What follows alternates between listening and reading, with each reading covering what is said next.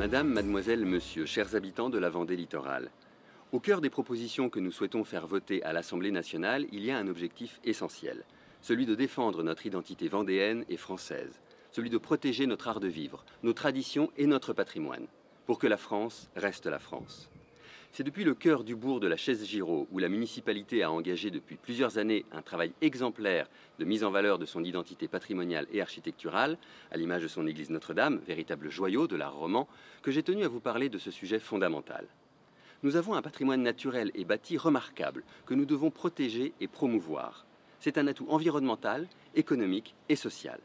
Un atout environnemental car il participe à notre qualité de vie.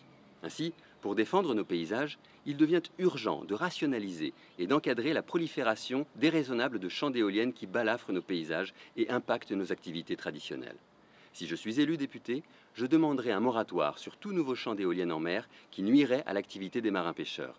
Et je soutiendrai une loi qui imposera que toute installation de nouvelles éoliennes soit soumise à l'approbation des populations locales concernées. Notre patrimoine est ensuite un atout économique, car il est une composante majeure qui fait l'attractivité de notre région comme destination touristique de qualité. Et s'il y a bien évidemment l'attrait des paysages côtiers de notre beau littoral, je n'oublie pas les territoires rétro-littoraux. Il faut encourager nos communes à remettre en valeur leurs éléments remarquables, comme ici, à la Chaise-Giraud, dont je soutiendrai la candidature au label des petites cités de caractère. Notre patrimoine est enfin un atout social. Social, oui, car c'est autour de lui que s'active un grand nombre d'associations, comme Arexpo, et que se réunissent de nombreux bénévoles qui partagent ensemble une même volonté de conserver et transmettre aux générations futures ces éléments de notre identité, qu'il s'agisse de patrimoine matériel ou immatériel, comme notre tradition orale, nos danses et nos chants.